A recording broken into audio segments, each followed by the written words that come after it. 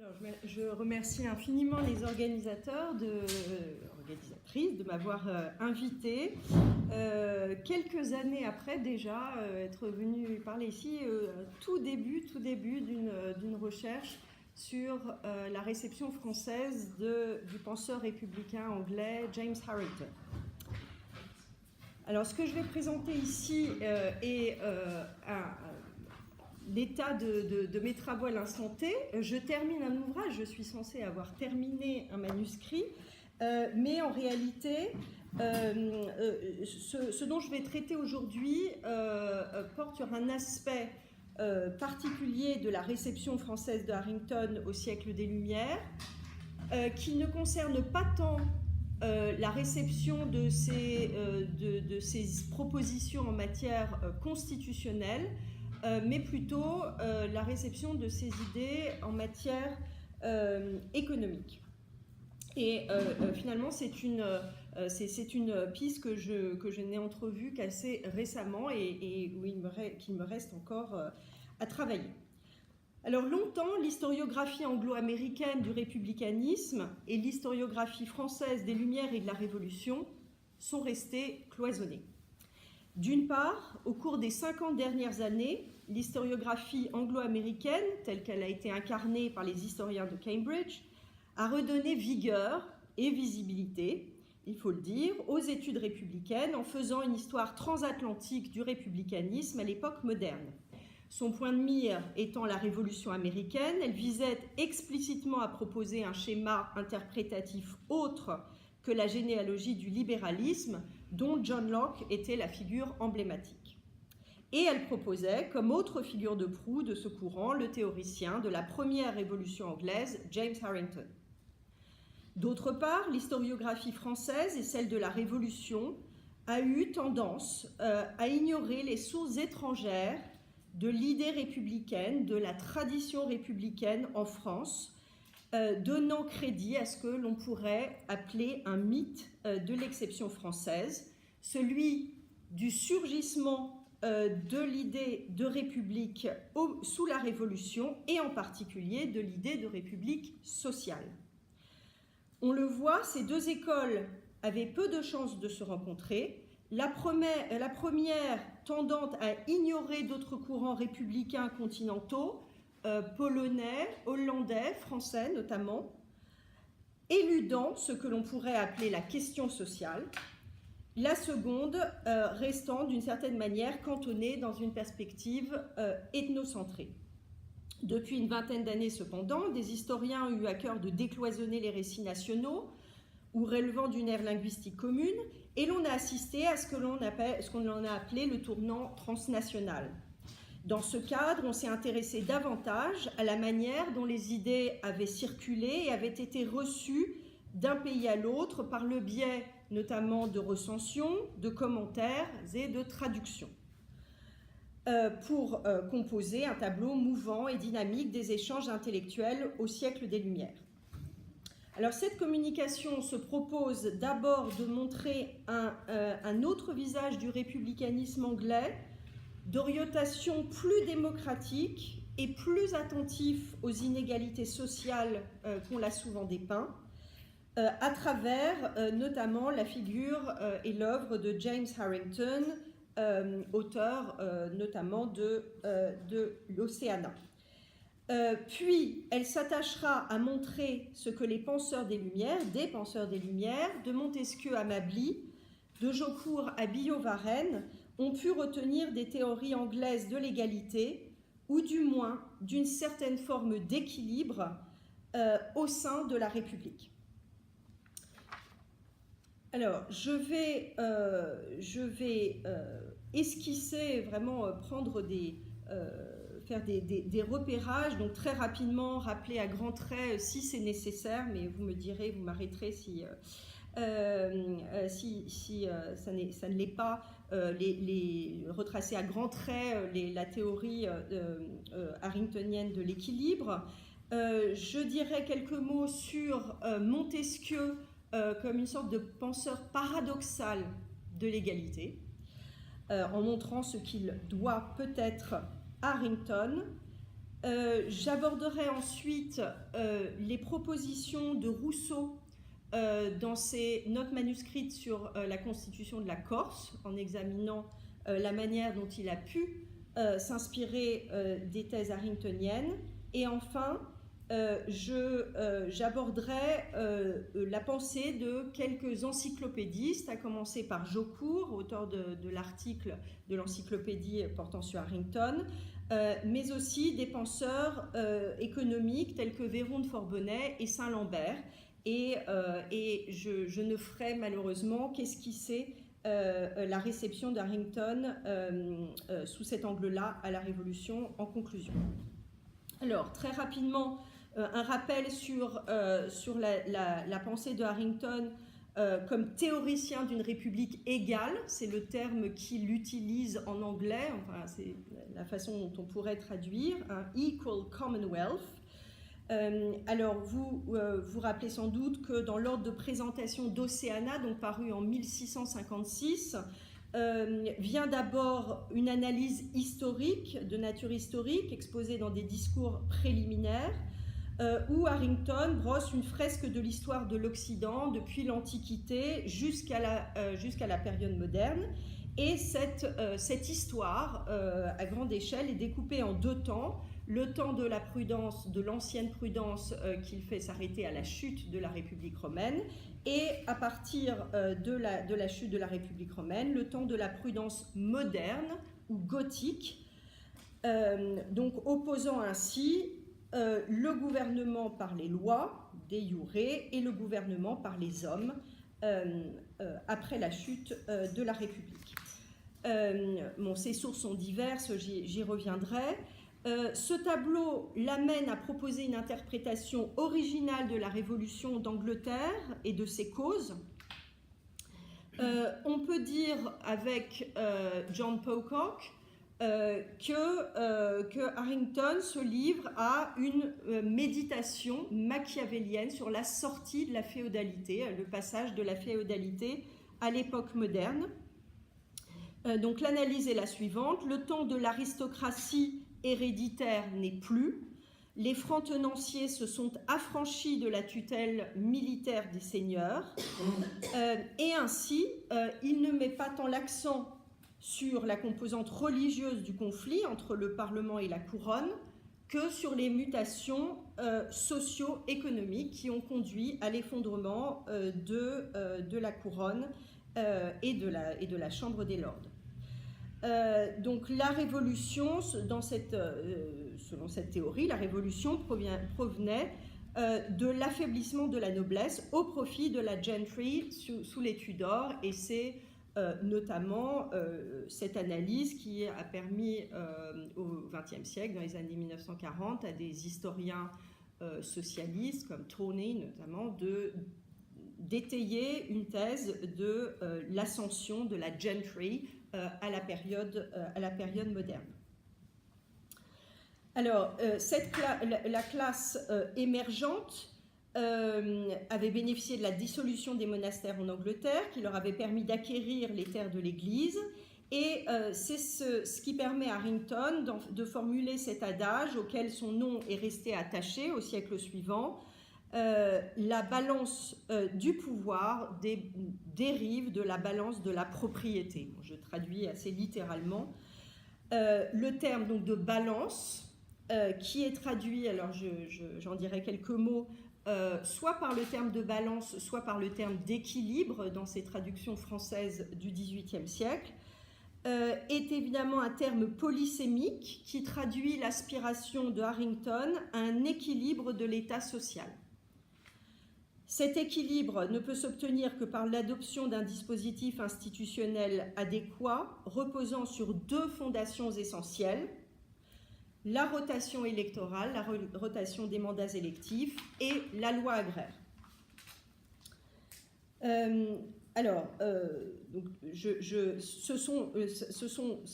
La rotation et la loi agraire constituent les deux fondations de la constitution d'Océana, la constitution de la République modèle telle qu'il la présente dans Océana, qui suit cette analyse, dont l'exposé suit l'analyse historique. Je dirais 2 mots sur la mise en place la mise en œuvre de la démocratie au moyen d'un dispositif électoral. Je m'arrêterai un peu plus longuement sur évidemment la loi agraire et enfin je dirais quelques mots sur le type de dispositif institutionnel qu'envisage Harrington. Donc Harrington, à mon sens, ne s'arrête pas au constat que le temps des rois de droit divin est révolu et que le peuple a un droit naturel qui légitime sa résistance. Ça, c'est les théories juste naturalistes défendues, bien sûr, portées par Séné et par Locke. Il imagine, à mon sens, et c'est ce qui fait son originalité au sein du républicanisme anglais, il imagine les modalités concrètes de la représentation populaire et les moyens institutionnels de l'organiser. Alors, de quelle manière? Tout d'abord, au moyen d'un dispositif électoral complexe, dans lequel je ne vais pas rentrer, qui repose sur un système d'élection annuel, visant à renouveler par tiers les 2 assemblées et qui intègre également une part de tirage au sort attachée au mode de scrutin de la démocratie athénienne et également un bulletin secret, le recours au bulletin secret. Donc cette conception visant à appeler les citoyens, alors le système de représentation qu'il imagine est un système de représentation indirecte, partant du niveau local, de la paroisse, pour élire des représentants qui vont élire des représentants qui vont élire des représentants, un peu sur le modèle du collège électoral américain, qui est plutôt... c'est cette conception particulière de la démocratie, et je reviendrai bien sûr sur ce terme et l'emploi qu'il en fait, apparu étrangère à la plupart de ses contemporains, des membres du parti parlementaire et des républicains tels que Stubb et Milton, qui récusait l'idée d'un recours à la démocratie, à cette forme de démocratie.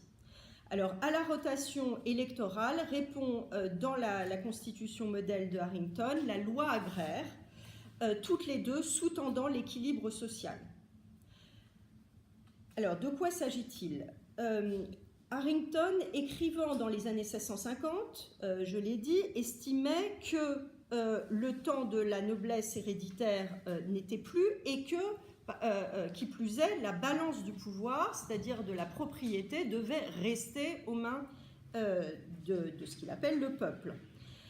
Pour ce faire, cela se ferait au moyen de l'institution d'une loi agraire. De quoi s'agit-il? Il s'agit en réalité non pas d'une loi qui instaure l'égalité des lots, mais d'une loi successorale et dotale qui répartissent l'héritage de la manière la plus égale possible, c'est-à-dire en fixant un maximum à la part d'héritage qu'un fils ou qu'une fille puisse recevoir de son père. Et ce maximum, alors c'est le seul chiffre qu'il donne dans tout son ouvrage, est de 2000 livres de rente annuelle. Donc les domaines ne devront pas dépasser 2000 livres de rente annuelle.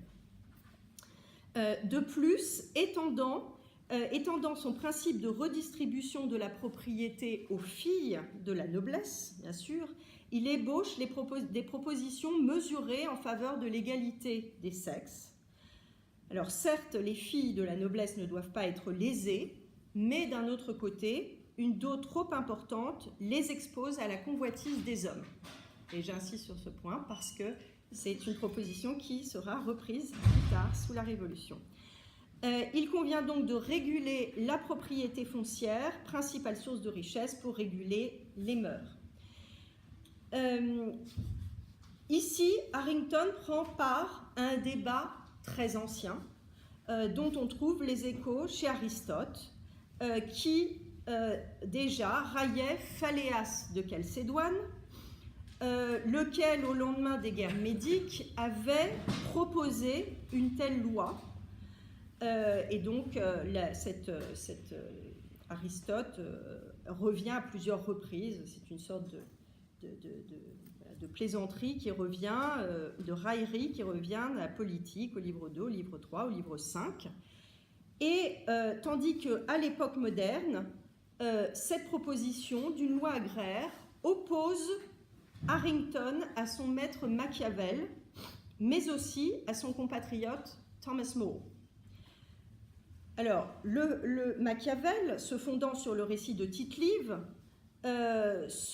estimait que cette loi agraire, il se montre très sévère vis-à-vis des effets de cette loi agraire. Il estime qu'elle avait proposée par les Gracques. Il estimait qu'elle avait précipité la chute de la République romaine en faisant naître l'envie chez la plèbe. Donc c'est la thèse dans laquelle loin de rétablir l'équilibre social, au contraire, cette loi avait attisé l'envie de la plèbe et précipité finalement la chute de la République romaine.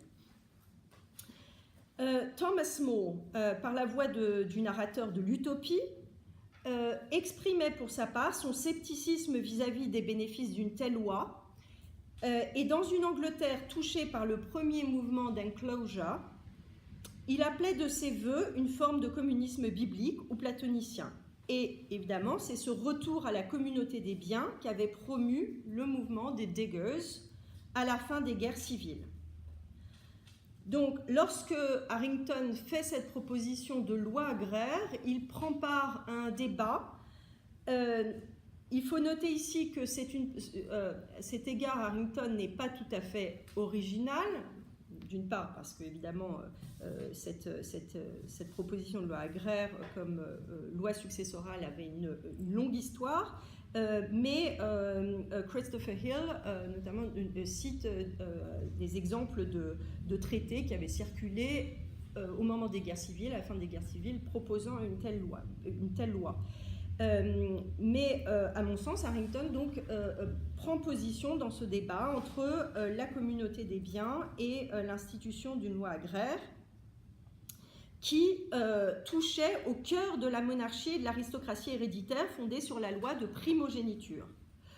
D'autres acteurs de la première révolution anglaise, tels Algernon Sidney, avaient dénoncé ces effets calamiteux, les effets calamiteux de la loi de primogéniture, mais sous l'angle exclusivement politique, c'est-à-dire sous l'angle de la décision, de ces effets en termes de décision politique, estimant qu'elle portait au pouvoir des êtres faibles, comme des vieillards, des enfants, des femmes, et donc renouant avec les thèses de Buchanan, par exemple. Alors, Harrington, pour sa part, vise plus particulièrement les effets économiques et sociaux de la loi de primogéniture, la loi d'Aînesse, qui, en sacrifiant l'intérêt des cadets, avait pour effet de renforcer les inégalités en favorisant la reconduction des grands domaines. Alors, donc je reviendrai bien sûr sur la réception de cette proposition par Harrington. Un bref rappel sur le type de modèle politique qu'il propose.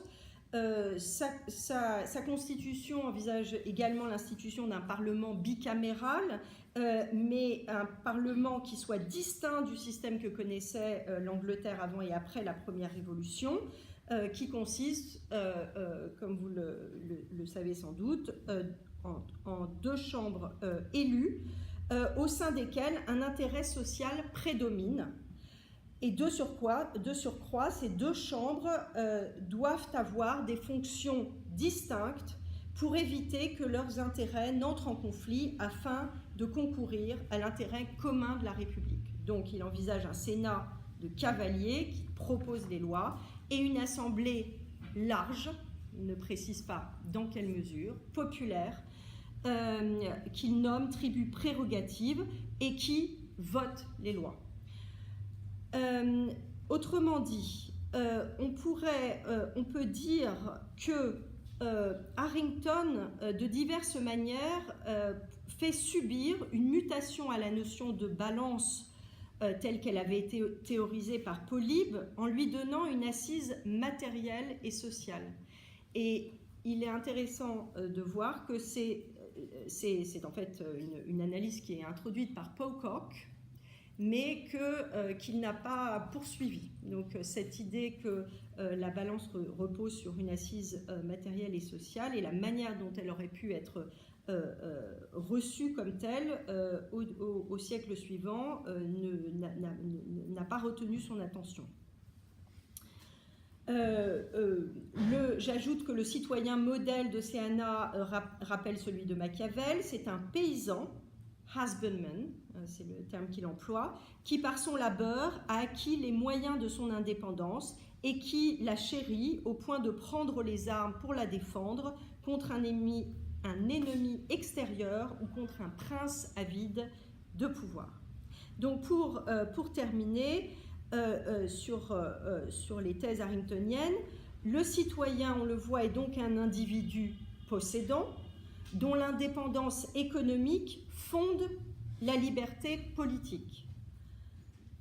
On notera toutefois que Harrington n'est pas hostile à l'idée des levelers d'élargir le droit de vote, qu'il indique qu'il souhaite élargir, il souhaite cette chambre populaire la plus large possible, mais sans préciser, comme les levelers ne l'avaient pas précisé non plus, pour accroître la représentation populaire, à l'exclusion toutefois des non-possédants. Fait notable, Harrington reprend à son compte le terme de démocratie, sans donner plus de précision, donc il dit de la chambre historique, la chambre des communes historiques, qui avait disparu au moment où il écrivait, qu'elle était trop étroite. Il estimait au contraire que, donc, contre le parti des cavaliers partisans du roi, contre les presbytériens partisans de l'institution d'une église presbytérienne, contre aussi le parti de Milton et de Stubb, Martin Delzainis les appelle le parti des oligarques, qui défendait un Sénat permanent constitué de saints. Donc Harrington ne voyait de salut que dans le suffrage du peuple. Il écrit, je cite en anglais, « In democracy, the ultimate result is in the people ».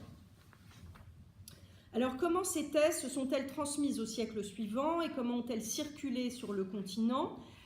Parfois avant, alors soit en traduction, mais parfois bien avant leur traduction, et c'est notamment le cas de Harrington, puisqu'il n'a été traduit que très tardivement, en l'an 3 de la République, où sont parues 2 traductions simultanées, une sorte de tiré à part de l'un de ces textes publié sous le titre d'aphorisme politique,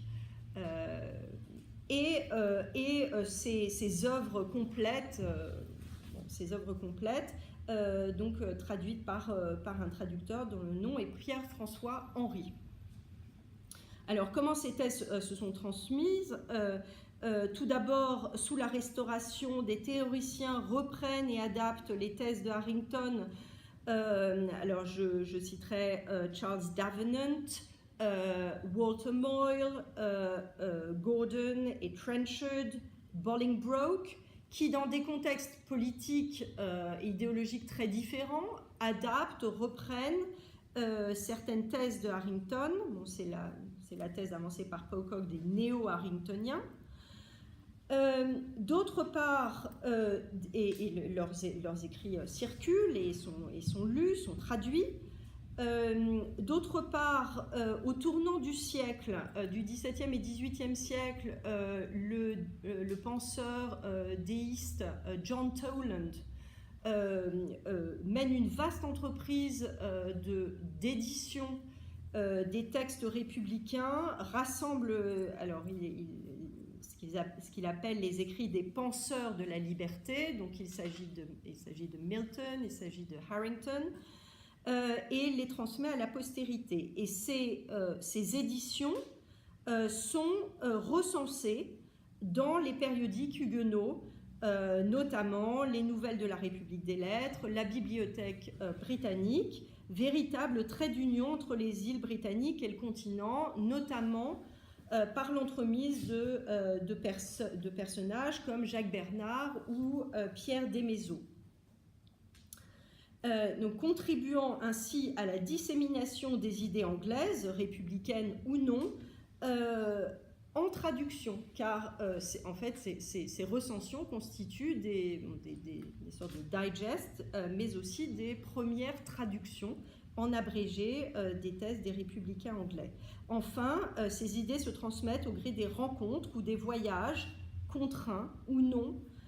Bolingbroke en exil et en opposition au Premier ministre Walpole en Angleterre, et Montesquieu se rencontrent probablement à Paris au club de l'Entresol, avant que Montesquieu fasse le voyage d'Angleterre, donc entre 1729 et 1731, et rapporte dans ses bagages l'une des éditions originales d'Océana.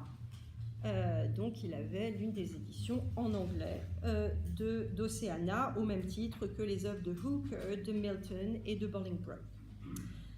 Alors j'en viens à Montesquieu je rappellerai que dans un fragment rédigé à son retour d'Angleterre, Montesquieu écrit à propos de Harrington: ce que je trouve chez cet auteur, c'est que vivant en Angleterre, il a fait souvent des propositions particulières générales, ce qui fait une très mauvaise manière de raisonner. Par ailleurs, il y a des choses très profondément pensées. Et parmi ces choses profondément pensées se trouve vraisemblablement ce que Montesquieu nomme l'esprit de modération. Alors, dans le texte, dans ses considérations sur les Romains, rédigé peu de temps après le retour de Montesquieu d'Angleterre, Montesquieu me semble développer dans certains passages ou reprendre des analyses formulées par Harrington. Le chapitre 3, intitulé « Comment les Romains purent s'agrandir », en est un exemple. Montesquieu y creuse le fossé entre les anciennes républiques et les monarchies modernes sous le rapport de la puissance militaire. Selon lui, Rome a dû sa puissance à une armée nombreuse, un soldat pour 8 alors, un soldat pour 100 dans l'Europe des Lumières. La question étant, comment Rome faisait-elle pour entretenir une si grande armée? Et la réponse est la loi agraire. Cette loi agraire étant facteur de régulation sociale. En répartissant les richesses au sein de la population, elle faisait en sorte que chacun ait un intérêt à défendre son propre fond de terre. Elle liait l'intérêt des hommes à celui de la République et faisait d'eux des citoyens soldats. Alors, d'où proviennent ces méditations sur la République romaine ? Je l'ai dit, je pense que pour ma part, elle porte la marque de certaines analyses de Harrington expliquant les causes de la première révolution anglaise. Donc il y a une transposition de ces analyses, de ces thèses expliquant la révolution anglaise à Rome, même si Montesquieu a pu d'abord en prendre connaissance à travers l'œuvre de Walter Moyle. Alors j'en veux pour preuve l'irruption de l'histoire d'Angleterre dès les premières pages des Considérations. Dès les premières pages, Montesquieu traite de Rome et tout d'un coup se réfère à l'Angleterre. L'histoire moderne nous fournit un exemple de ce qui arriva pour lors à Rome.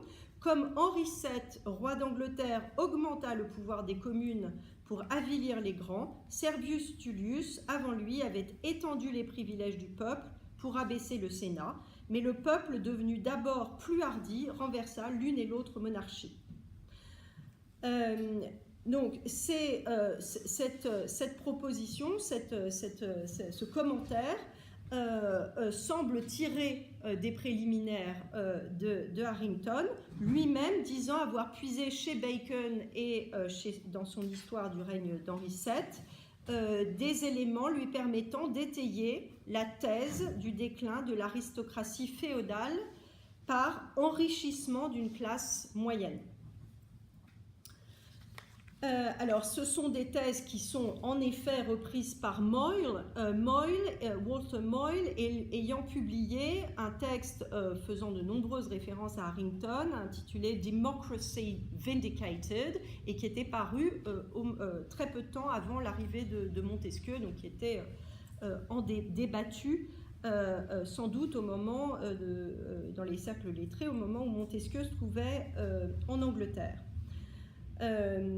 Entre parenthèses, mais je ne vais pas rentrer dans ce débat, le premier à avoir avancé la thèse d'une filiation entre Montesquieu et Moyle et Barrère dans sa préface de 1801, ce qui a donné lieu à un débat au cours du XIXe siècle sur les sources de Montesquieu. Alors aujourd'hui, il y a le débat se perpétue, notamment entre l'historien américain Eric Nelson, qui estime que effectivement que Montesquieu s'est tourné via les écrits de Moyle, s'est retourné vers Harrington, et que les propositions Harrington, structurées autour des notions platoniciennes d'égalité et de justice, ont eu une postérité très importante au siècle des Lumières.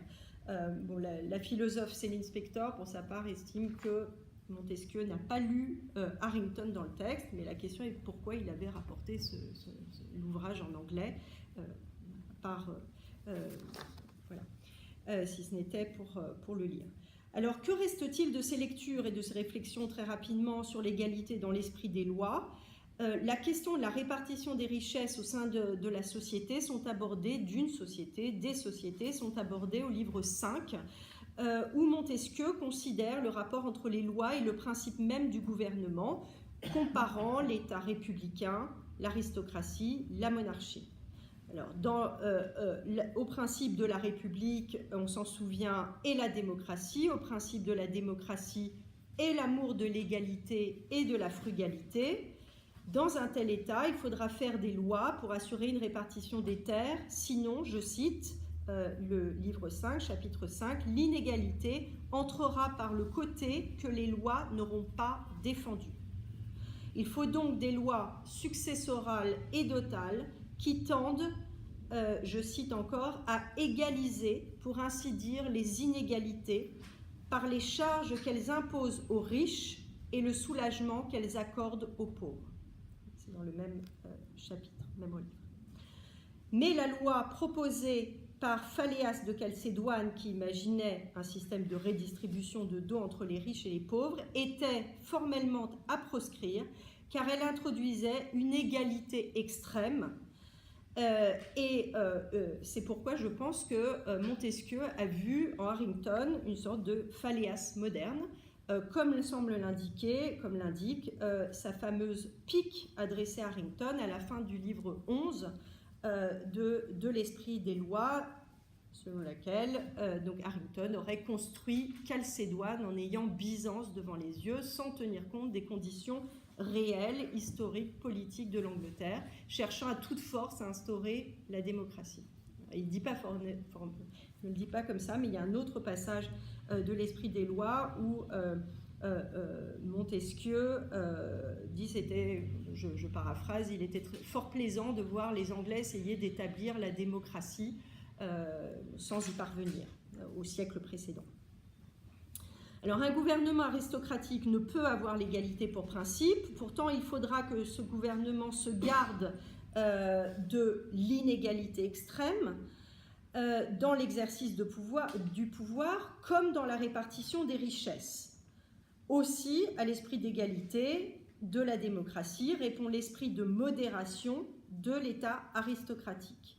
Mais là encore, Montesquieu précise qu'il ne faudra pas, il faudra non pas, je cite, des confiscations, des lois agraires, des abolitions de dettes, fin de citation, mais la suppression du droit d'aînesse afin que, par le partage continuel des successions, les fortunes se remettent toujours dans l'égalité.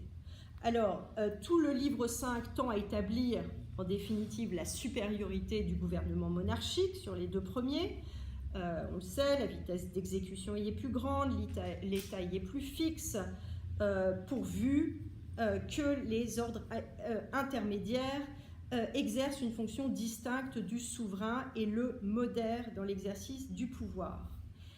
En revanche, la vertu politique, l'amour, c'est-à-dire l'amour pour la patrie, le renoncement à soi-même, le sacrifice de ses intérêts les plus chers, n'en est pas le ressort. Il faudra donc des lois qui tiendront lieu de vertu, et ainsi, dans les monarchies bien réglées, où il y a donc un élément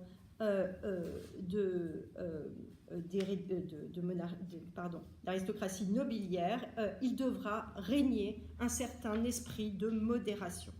Alors j'en viens aux écrits de Rousseau sur la Corse, en posant la question de savoir si Océana a pu constituer un modèle agraire pour la constitution de Corse. C'est une proposition a priori paradoxale. Harrington ne constitue pas une source avouée de Rousseau, pas du tout, il n'est jamais mentionné, tandis qu'il cite souvent le nom de Locke et de l'infortuné Sidney. Pourtant, là encore, il est permis de penser que les thèses harringtoniennes sur l'égalité relative des fortunes au sein de la République aient pu retenir l'attention de Rousseau lorsqu'il s'est penché sur la jeune République de Corse, donc sollicitée par Paoli pour réfléchir à la réforme des institutions de Corse. Donc ce sont des notes manuscrites qui ont été rédigées au cours de l'année 1765-1766.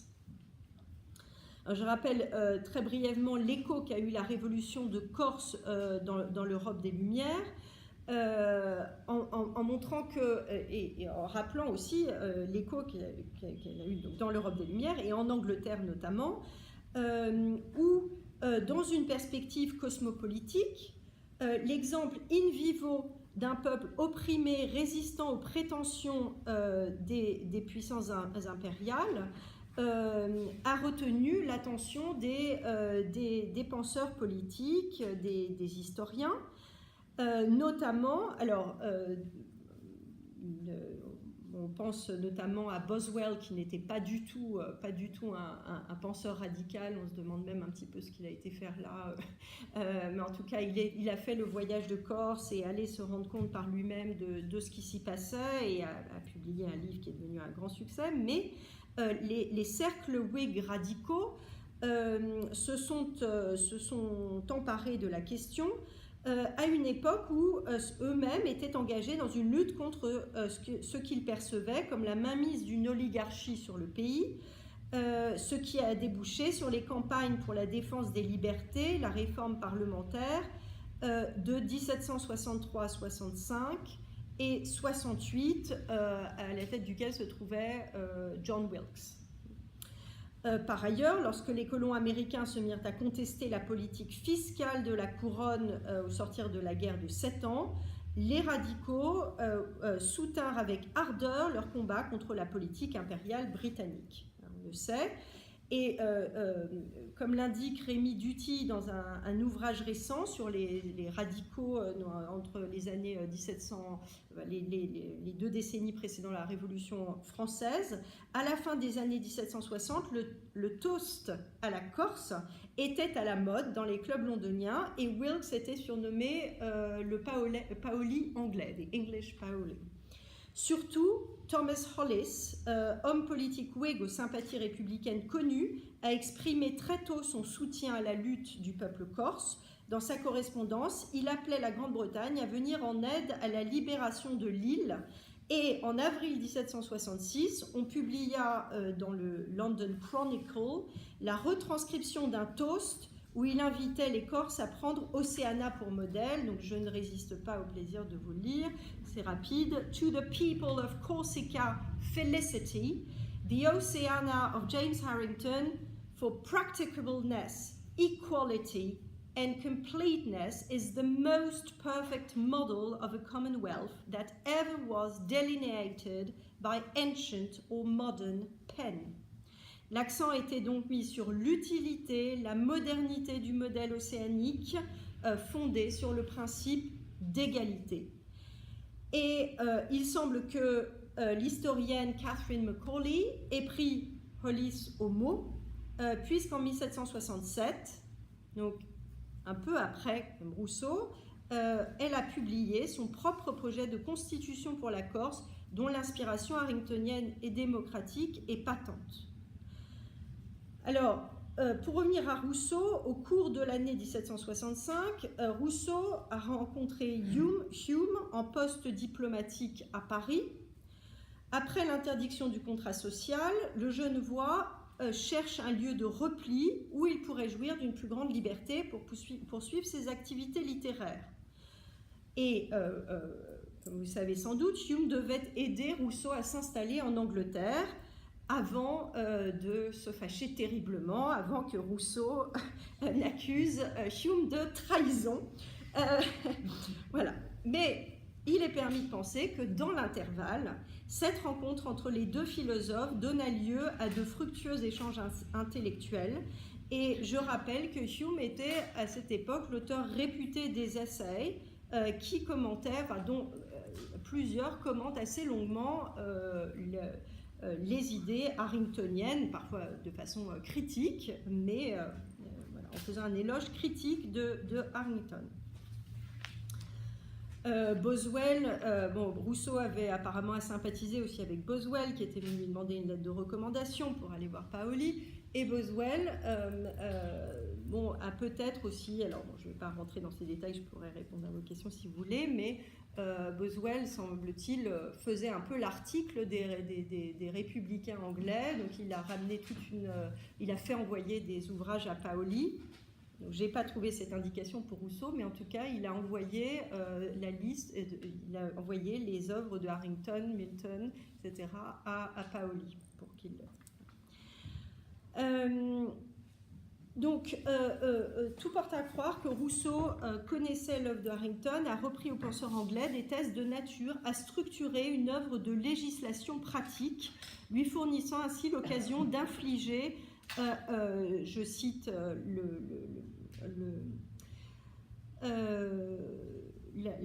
l'introduction au projet de constitution sur la Corse dans la Pléiade, un cruel démenti à ses détracteurs au lendemain de la condamnation de son livre. Alors, je ne vais pas rentrer dans les détails, mais très brièvement, quels sont les aspects qui, dans ces idées constitutionnelles pour la Corse, évoquent les thèses harringtoniennes? Tout d'abord, la thématisation du moment fondateur de la République et l'idée que la Corse se trouve, alors évidemment c'est une idée machiavélienne, donc est-ce que Rousseau la doit uniquement à Machiavel ou est-ce qu'il y a eu une médiation de Harrington? Mais il y a cette idée que la Corse se trouve dans un de ces moments, une occasione, où la féodalité s'est pratiquement effondrée, le joug génois aussi, et la Corse est en capacité d'élaborer une constitution parfaite. Deuxième aspect, la réaffirmation du droit de propriété dans l'île, dans une économie qui reste largement agreste et dont les effets, alors les effets du développement de l'agriculture sont multiples. Il ne s'agit pas seulement de s'adapter aux conditions physiques de la Corse, évidemment agricole, mais Rousseau envisage, tout comme le faisait Harrington, les effets moraux de la pratique de l'agriculture.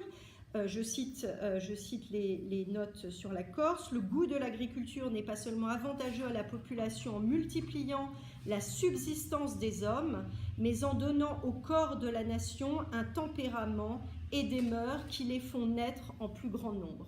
Donc l'agriculture fabrique de la vertu.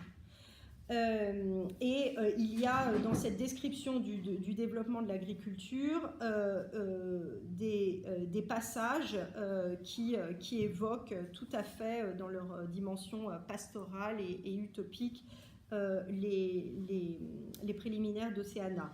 Enfin, ayant posé ces principes, Rousseau entrevoit, mais vraiment l'esquisse, et de fait les notes il ne s'agit pas du tout d'un projet achevé. D'ailleurs, Rousseau dit lui-même avoir rencontré des difficultés pour terminer son projet, mais il entrevoit la possibilité d'instituer une loi qui limite l'acquisition des possessions. Alors, pour terminer sur Rousseau, il me semble qu'il ne pouvait ignorer l'œuvre d'Harrington et sa vision néo-machiavélienne. Il en avait trouvé la référence chez Montesquieu et chez Hume. Il avait pu en discuter avec ses amis britanniques, comme George Keith, ou lors de ses dîners au sein de la coterie olbachique. S'y côtoyait... c'est les termes de Rousseau, bien sûr, s'y côtoyaient les contributeurs de l'encyclopédie ainsi que le philosophe écossais. Or, il me semble que l'empreinte de Harrington dans l'encyclopédie est bien visible, à commencer naturellement par l'article qui lui est consacré, mais au-delà, et je vais en dire quelques mots si j'ai le temps, si on m'accorde encore un peu de temps. Alors, l'article consacré à Harrington est intitulé « Rutland » et l'auteur en est Louis de Jaucourt. D'ascendance huguenote, formé à Genève, à Leyde et à Cambridge, membre de la Royal Society de Londres et de l'Académie de Berlin, Jaucourt est un érudit dont la culture est cosmopolite. Il se pose en disciple de Montesquieu, relayant le jugement de valeur porté par Montesquieu sur Harrington, à savoir sur le caractère utopique de son projet, mais il sait également prendre ses distances lorsque Montesquieu se prononce en faveur d'une monarchie nobiliaire. À travers ses innombrables articles, 17 000 paraît-il, souvent sous couvert de géographie ancienne ou moderne, il esquisse, à mon sens, une théorie républicaine en constant dialogue avec celle de Harrington et de Sidney. Bien que la République et la démocratie soient ouvertement rejetées comme impropres aux grands États modernes, c'est la maladie politique à laquelle se référait Polybe et jusqu'à Pufendorf, la douce égalité de Rousseau, donc c'est une expression de Jaucourt, n'est jamais loin. Là, je me réfère, je fais référence à une formule qu'utilise Céline Spector, donc qui s'est penchée sur la relation de Jaucourt aux thèses anglaises de la liberté et celle de Sidney et de Harrington. Donc elle parle d'une critique subversive de la tyrannie d'esprit sidnésiens ou locquien, d'une part, d'autre part une défense du gouvernement populaire dans l'esprit de Harrington. Donc elle dit, entre ces deux pôles, une critique subversive de la tyrannie d'esprit à la Sidney ou Locke et une défense du gouvernement populaire dans l'esprit de Harrington, Jaucourt penche clairement du côté de Sidney, des théories de la résistance républicaine, de la résistance. Pour ma part, il n'est pas certain que Jaucourt tranche en faveur de la première. Alors, 3 illustrations tirées donc des d'articles signés par Jaucourt, l'article Saturnal, l'article Ochlocratie et l'article Démocratie. Donc dans l'article Saturnal, il commente l'idée, il reprend les commentaires des historiens antiques. Je sais que l'opinion commune est que dans les Saturnales, les valets changeaient non seulement d'état et d'habit avec leur maître, mais même qu'ils en étaient servis à table. Je ne suis point de ce sentiment, donc rejette cette idée, mais en général, cette fête admettait chez les Romains un renversement d'État qui, selon moi, était trop mal masqué pour instruire le maître ni l'esclave. Il rejette cette idée qu'il faut, évidemment, de façon ponctuelle renverser les États, de façon carnavalesque. Il ajoute « Il n'y a que la douce égalité », dit très bien M. Rousseau, qui puisse rétablir l'ordre de la nature, former une instruction pour les uns, une consolation pour les autres et un lien d'amitié pour tous.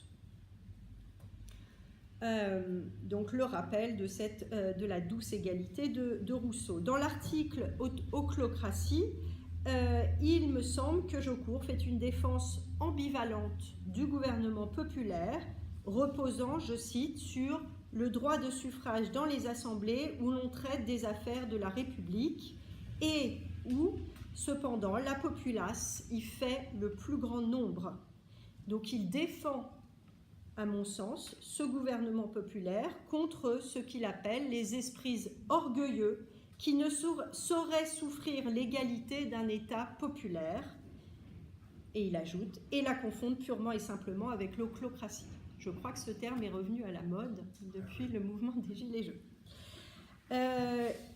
Enfin, dans l'article Démocratie, après avoir répondu aux objections habituelles contre la démocratie, les objections classiques contre la démocratie, le fait qu'elle favorise l'instabilité, le tumulte, après avoir examiné la possibilité de l'établir dans les grands États modernes, Jaucourt affirme que ce régime est supérieur à tout autre en ce qu'il fait naître l'amour du bien commun et favorise les actions héroïques en tendant vers l'égalité. Ce régime devra se maintenir, je cite, entre l'esprit d'inégalité, qui est l'apanage de l'aristocratie, et l'esprit d'égalité extrême qui conduit au despotisme. Il emploie par ailleurs le terme de fanatisme égalitaire. Alors on trouve, je terminerai sur ce point, on trouve également des références à la pensée harringtonienne ou néo-harringtonienne au chapitre de l'économie politique dans l'encyclopédie sous la plume de Véron de Forbonnais ou de Saint-Lambert. On s'intéresse alors à sa façon de réguler dans sa république égale l'accumulation des biens entre les mains de quelques propriétaires. Alors je n'aurai pas le temps, et d'ailleurs je n'ai pas terminé l'analyse de tous ces articles, mais je renvoie au chapitre de Arnaud Skornicki dans le volume dirigé par Pierre Crétois et Stéphanie Rosa, Le républicanisme social, une exception française, avec un point d'interrogation. Le chapitre d'Arnaud Skornicki s'intitulant « Le moment néo-machiavélien dans l'économie politique française des Lumières ». Donc il analyse un certain nombre de traités d'économie politique au cours des années, publiés au cours des années 1750-1770, et notamment les écrits de Forbonnais, et ses propositions en faveur de ce qu'il appelle un ordre moyen. Alors Forbonnais, pour rappel, est un penseur économique important qui, selon Arnaud Skornicki, a été, je cite, dangereusement déclassé par la secte physiocratique et mon auteur notamment de Éléments du commerce. C'est également chose intéressante, un traducteur et un passeur des idées économiques anglaises dans la France des Lumières. Il a notamment traduit des textes de Charles Davenant, dont je vous parlais tout à l'heure, penseur économique sous la Restauration, fortement inspiré des principes harringtoniens, et auteur d'une arithmétique politique. Alors, Forbonnais a traduit en 1753 a publié un ouvrage qui s'intitule « Le négociant anglais ou traduction libre du livre intitulé « The British Merchant ». Et en effet, c'est une traduction tellement libre que le livre anglais n'existe pas. Donc en fait, c'est une compilation, enfin une interprétation, un commentaire sur des thèses de Davenant rassemblées à partir de divers écrits et de publications dans des périodiques au tournant du XVIIIe siècle. Alors, à propos de Forbonnet, Arnaud Skornicki commente l'expression utilisée par Simone Meissonnier pour caractériser la pensée de Forbonnet et qui est celle de libéralisme égalitaire.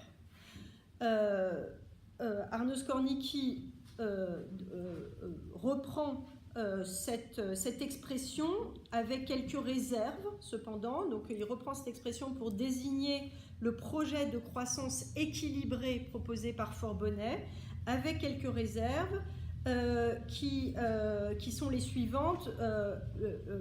Cette expression semblerait faire, d'après Arnaud Skornicki, de Forbonnet un social-démocrate avant la lettre, ce qu'il n'est absolument pas. C'est un théoricien de la société marchande et du commerce.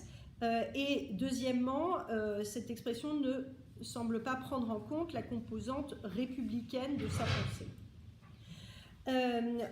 En tout état de cause, de tels principes, donc l'idée que